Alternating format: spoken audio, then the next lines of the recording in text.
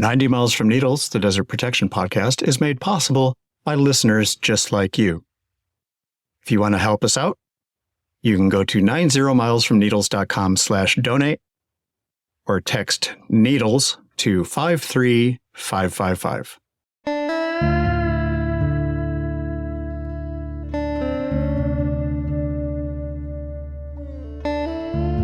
Think the deserts are barren wastelands? Think again. It's time for 90 Miles from Needles, the Desert Protection Podcast. Thank you, Joe, and welcome to 90 Miles from Needles, the Desert Protection Podcast. I am your host, Chris Clarke, and in this episode, I want to talk about a word. When we talk about deserts and dry lands and even global issues like climate change and just general land use, there's a word that comes up a lot in the environmental community, a word that sounds scientific and urgent and even a little ominous. The word is desertification. Desertification summons up an image of good land going bad. Green trees and grass turning to brown dust. And it suggests that deserts themselves are what you get when a landscape is broken. But deserts aren't mistakes. They're not broken landscapes. They're not landscapes that forgot how to work. They're ancient living systems shaped by scarcity and timing and restraint, and by a kind of resilience that looks different from what people are used to in wetter places. So today, I want to sit with that word desertification for a while. I want to talk about what it's supposed to mean. I want to talk about what it ends up meaning in practice. And lastly, let's talk about how the way we refer to dry places shapes what we do to them.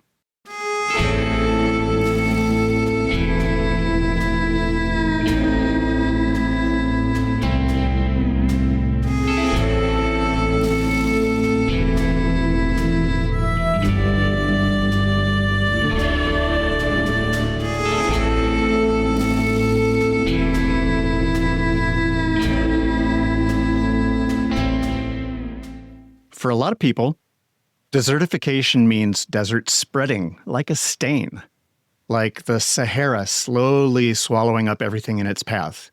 You see that image everywhere, in textbooks, in documentaries, in fundraising appeals from major global green groups, and it sticks. Because it fits a really deep instinct a lot of us carry around, that greener is better, wetter is healthier, and that anything that is arid must be a warning sign.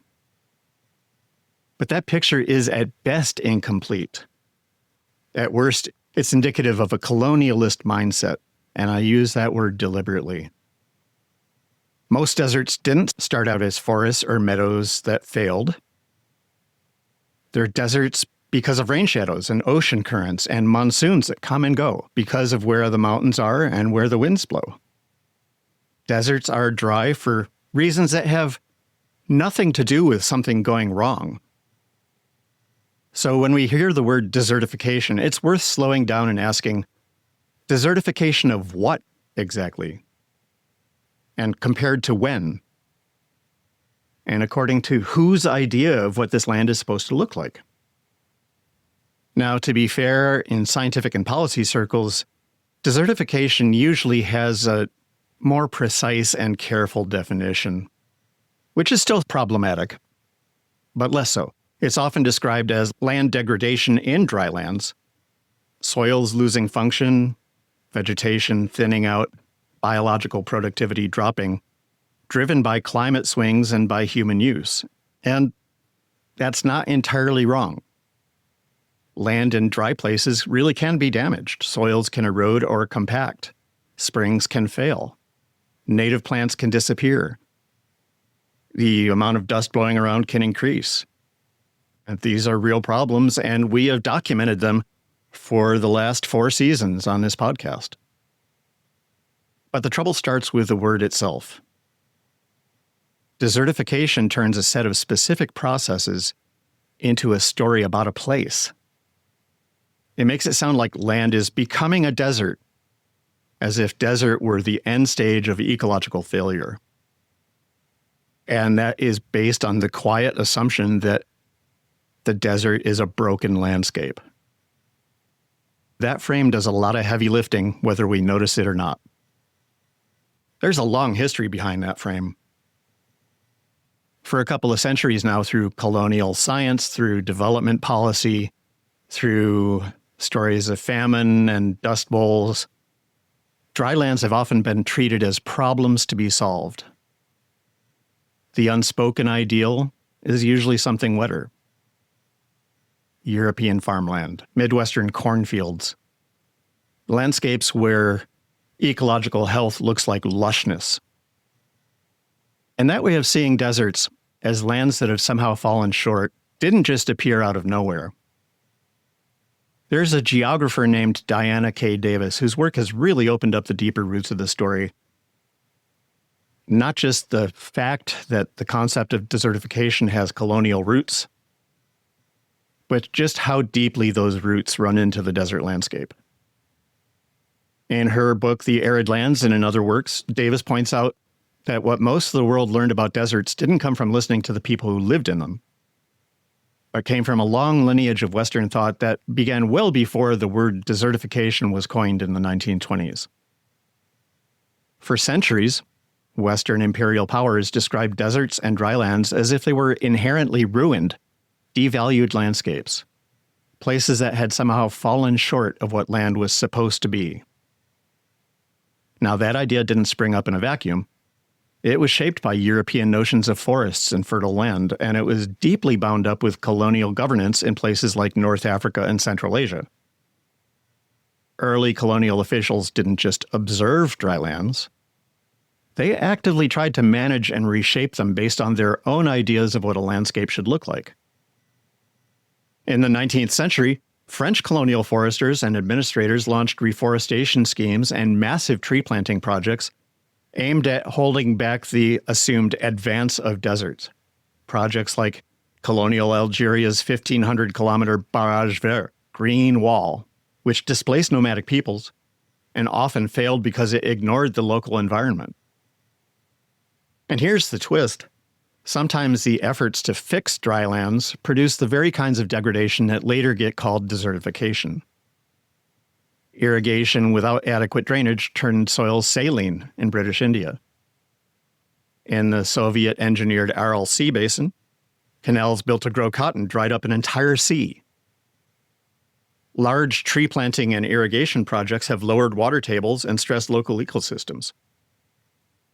Part of this history involves sidelining the traditional ecological knowledge of the people who had lived in drylands for generations, and assuming their land use was the problem. That suppression of local ecological knowledge wasn't just an unfortunate side effect. It was built into how imperial and post-colonial powers thought about land, productivity, and progress. What Davis ultimately calls for, now she frames it as decolonizing our understanding of deserts, isn't just rejecting the old myths. It's about bringing ecological science and indigenous knowledges together, rethinking what we count as value and productivity in an ecological sense, and recognizing that much of what we've treated as desertification is shaped by ideological and political forces and not just by environmental decline. And that makes a powerful point relevant to our talk now. When we talk about desert degradation, we're not just dealing with ecology, we're dealing with history, power, and the stories we've been told about who gets to define land's worth. Now that matters in policy, in conservation, and in how communities on the ground are treated. And you see that in a few familiar patterns. And once you see the history, once you realize how much of the story was shaped by power and not just by observation, it's hard not to notice how familiar the patterns still feel. The first pattern, desert as ruin. The word becomes shorthand for loss. This land has been desertified, as if becoming desert and being destroyed were the same thing. And you see echoes of this in concepts like food deserts and media deserts. Just absence. A food desert isn't a vibrant place full of food that's just different from what we're used to. A food desert is a place where the food sucks and there's not enough of it. That's not a very flattering concept of desert. The second pattern, false baselines. Dry lands swing wildly. Wet years, long droughts, boom and bust in grasses and wildflowers. Davis refers to these as non-equilibrium ecosystems.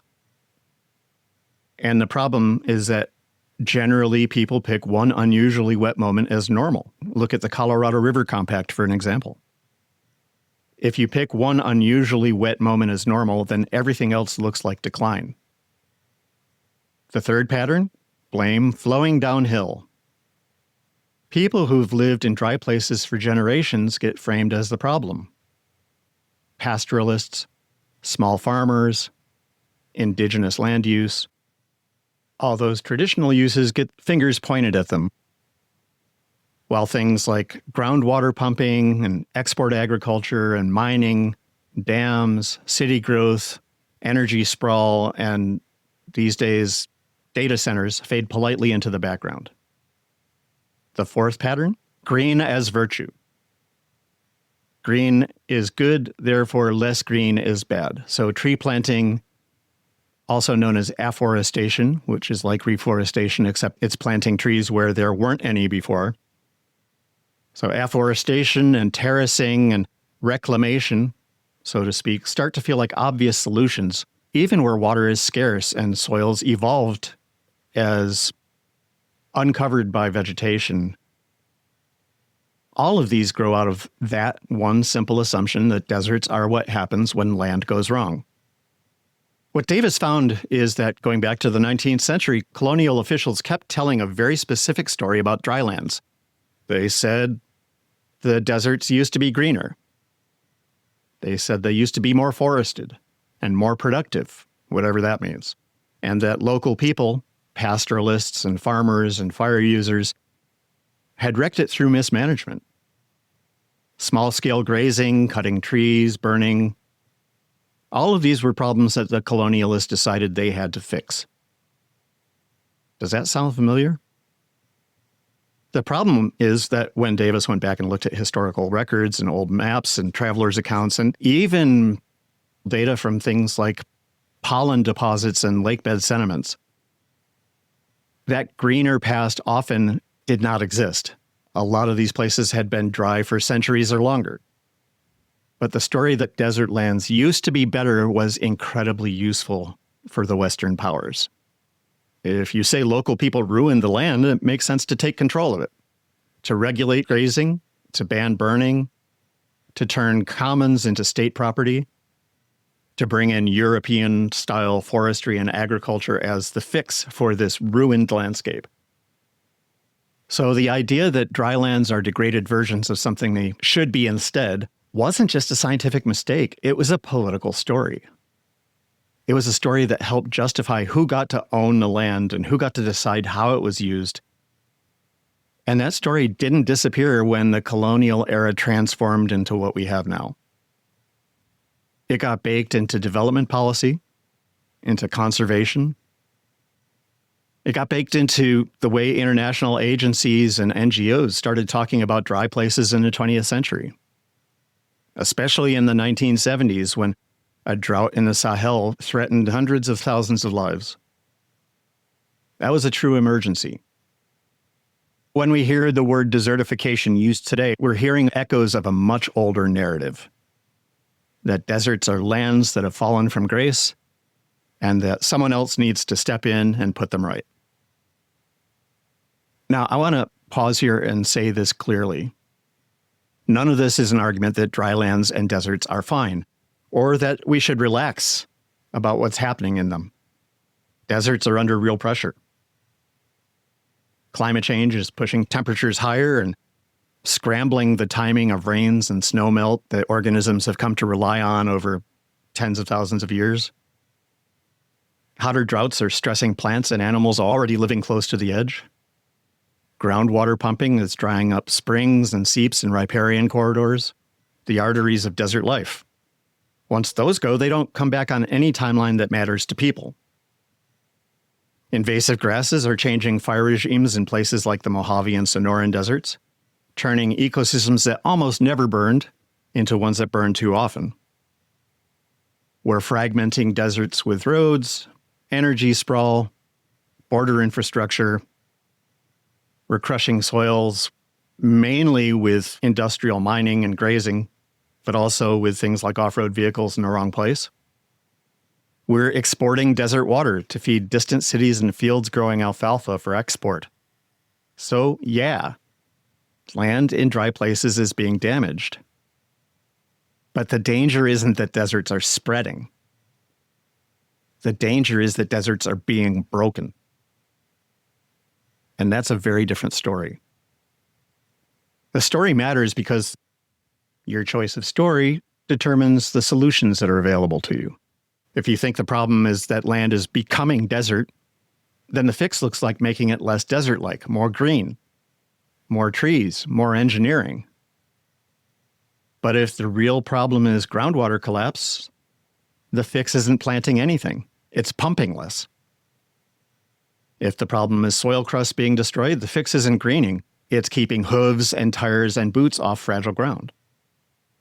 If the problem is invasive grasses driving fire, the fix isn't afforestation. It's breaking the grass fire cycle. When you misname the problem, you reach for the wrong tools, and sometimes, not always, but sometimes, those tools make things worse. There's a recent study from the semi-arid northern Negev desert in Israel that stuck with me. Researchers looked at land that had been, quote, restored, end quote, by building contour terraces and planting trees and shrubs. And that's a classic anti-desertification approach meant to catch runoff and green the land. The researchers compared areas planted about a decade earlier with nearby natural desert. And what they found was mixed. In some places, planted areas had taller grasses. But when the researchers looked at the soil, the natural desert sites consistently had better soil quality. Building the terraces had scraped away the upper soil layers, the living skin of the desert. A decade later, the soil still hadn't really recovered. Now, the takeaway wasn't that restoration is hopeless. It was that in dry lands, well-meant, quote, greening, end quote, can undermine the very processes that make the desert soils work. It's starting from the idea that the desert is the problem. And when you do that, you end up damaging what you should be trying to protect. So, I'd like to suggest a small practical rule that I think might help us make sense of this. Name the process, not the biome. What do I mean? It's just this. If you hear someone say desertification is increasing here, try translating that in your head. Do they mean soil erosion? Do they mean loss of vegetation? Do they mean groundwater decline? Do they mean more dust because the crusts that protect the soil surface are broken? Do they mean fire because invasive grasses have moved in? Each one of those things has a different cause and a different response that's necessary. Now, if I had a magic wand that I could wave over people's brains to replace the word desertification with stuff that was more accurate and more appropriate, it'd be great if I could get them to use phrases like dryland degradation or soil function loss or groundwater-dependent ecosystem collapse or type conversion or, none of those is great. They're clunkier. But they're more accurate. They're honest. And honesty is what deserts need from us. Out here in the deserts I know best, in North America, you can see this play out over and over. When a spring dries up because the aquifer that feeds it has been pumped away, that's not desertification. That is a water politics problem. It's an engineering problem. When a desert plain turns into a sheet of dust because the cryptobiotic soil crust was destroyed, that's not desertification, it's habitat destruction.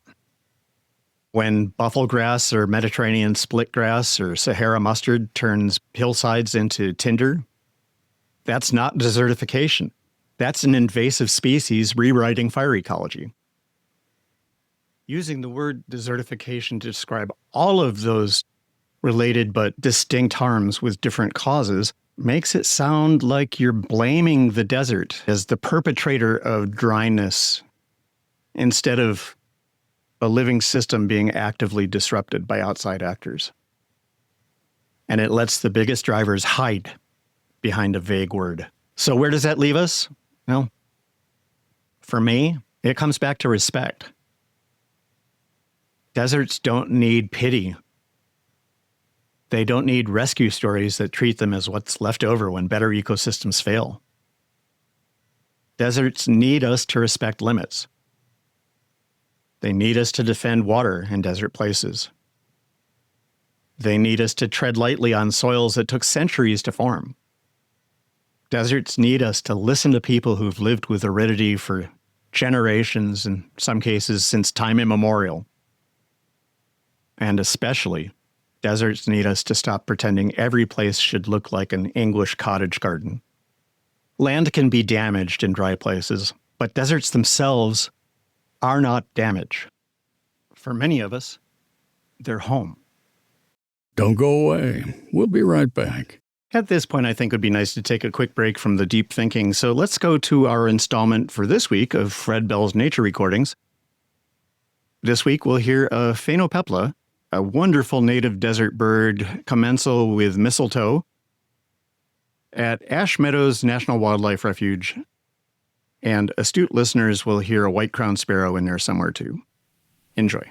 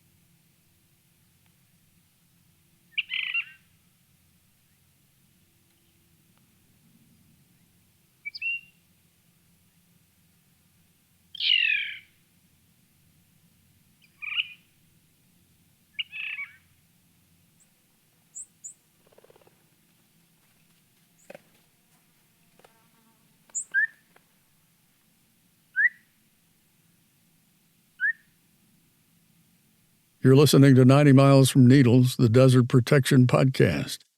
When you've used half your water, it's time to turn around. One last thought. The United Nations has designated June 17 as a global day in which people are supposed to think about desertification and drought. And drought is very real. Those of us in the Southwest are sitting in the worst one in a couple of millennia right now.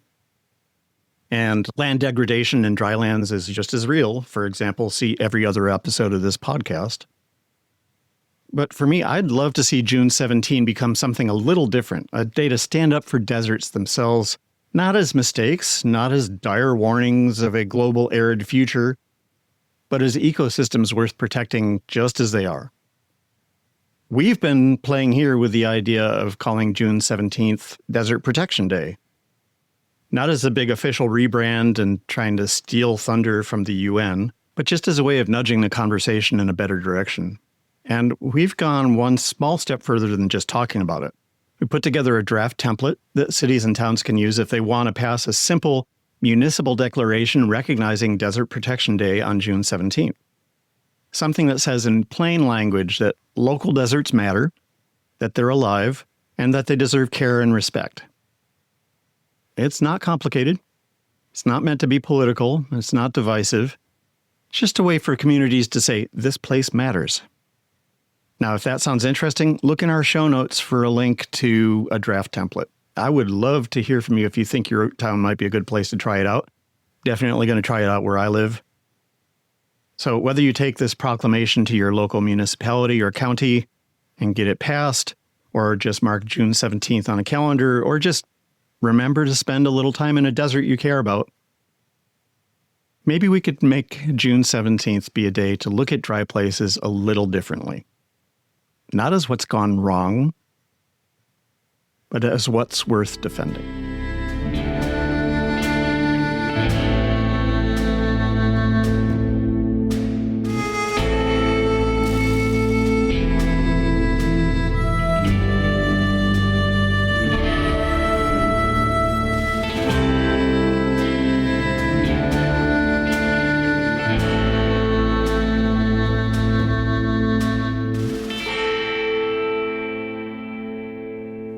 And that's it for this episode of 90 Miles from Needles, the Desert Protection Podcast. Big thanks to you for listening all the way through. We have 3 new donors to thank. They're Sherry Schwaninger and Mitch Miller, a hiking buddy of mine. We're overdue for one. As well as Larry Hogue, who has been a longtime supporter of our work and in addition wrote an amazing book on the desert in San Diego and Imperial counties in California, called All the Wild and Lonely Places. Look for it. We'll see if we can hook it up to our bookstore at 90milesfromneedles.com/books. Thank you, all 3 of you, for signing up. If you want to join them and sit at the cool kids table, you can go to 90milesfromneedles.com/donate, and there are options there for you. Also want to thank Joe Jeffrey, our voiceover guy, as well as Martine Mancha, our podcast artist, and Fred Bell, our Nature Sounds recordist. Our theme song, Moody Western, is by Brightside Studio. Other music in this episode is by Audio Agent. We have some good news coming up in the next episode. I'll give you a preview in that folks in Imperial County dealt a serious, though not mortal, blow to a data center that is proposed for the city of Imperial, right next to a frontline community neighborhood. Is a really inspiring group of people that mobilized against it, and we're going to be talking to some of them. So look for that. In the meantime, take care of yourselves. The desert needs you. Bye now. 90 Miles from Needles is a production of the Desert Advocacy Media Network.